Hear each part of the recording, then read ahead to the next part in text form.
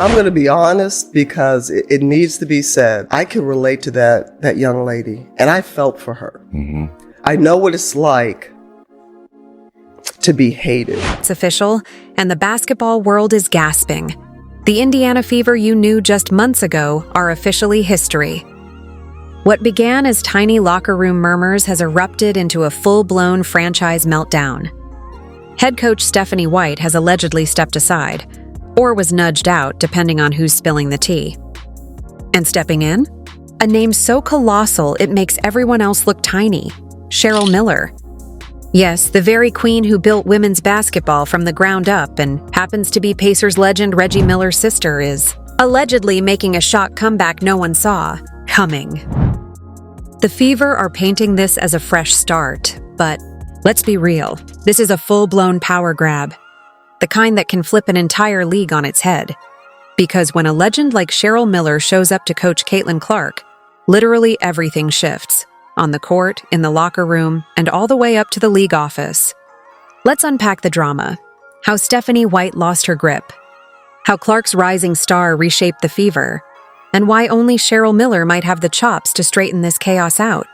One of the best that's ever played the game, so I've known Cheryl for a little while now. I think her energy, that's what I love about her. Like, it's just contagious, and it's fun. Like, I called her coach and she was like, I don't know about that yet. You'll have to see how I do during the game. This didn't blow up overnight, though the signs were simmering for months. The bond between Stephanie White and her squad quietly frayed, like a slow-motion soap opera.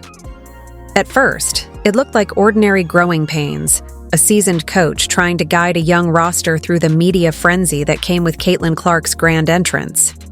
But as the Fever's games became national spectacles, the heat dialed up.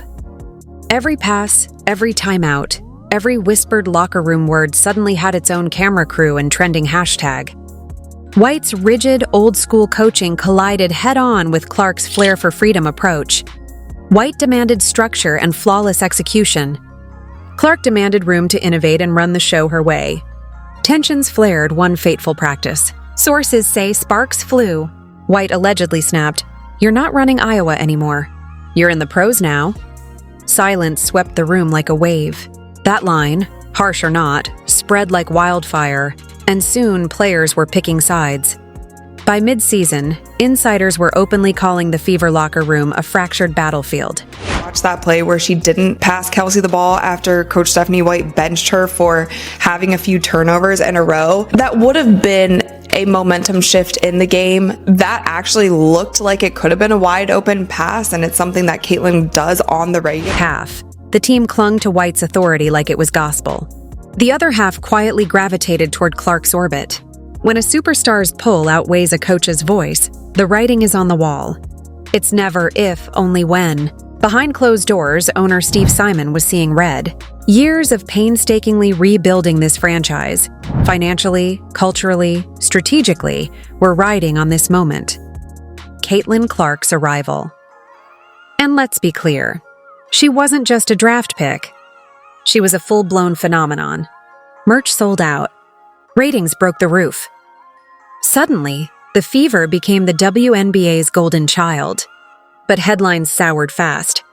Locker room rumors, coach superstar clashes, whispers of Clark's camp demanding a new voice, chaos everywhere. Simon reportedly called emergency meetings with executives. He didn't want excuses. He wanted power back. One insider didn't mince words. Steve wasn't looking for another rebuild. He was aiming for a dynasty. And dynasties aren't born when your coach and your superstar are warring for the crown. Definitely been giving the benefit of the doubt this entire season. I just would hate to see some of the things that make Caitlin Caitlin, the things that fans love the most about Caitlin, be coached out of her. Those risky passes, the 10 turnovers, it might just happen sometimes with Caitlin because that's the style. Steve Simon had a stark choice. Double down on Stephanie.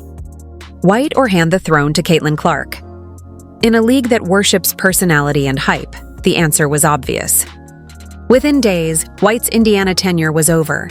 Publicly, it was mutual. Privately, everyone knew she'd lost the room. The front office reportedly offered a graceful exit. No fired headlines. And she accepted. though emotions still ran high. Her farewell meeting was tense but courteous. She thanked the team, urged them to keep believing, and walked out without looking back. The sting? Her replacement wasn't just anyone. It was Cheryl Miller, a name so colossal it could erase years of her work overnight. One staffer said it best: Stephanie built the foundation, but Cheryl was the earthquake. The second Miller's name hit the media, the internet erupted. Social feeds caught fire. Comments screamed one question: is Cheryl really returning? This isn't just a coaching rumor. It's a legend reclaiming the court she helped invent. Let's not forget who we're talking about: a Hall of Famer, Olympic gold medalist, one of the most dominant college players ever, and Reggie Miller's older sister, Indiana basketball royalty. She's coached before, USC and the WNBA, but has been off the sidelines for years, focusing on broadcasting and mentoring. So why now? Sources say Steve Simon personally called her, seeking not just a coach, but a leader who could earn Caitlin Clark's respect. Her response? Absolutely jaw-dropping.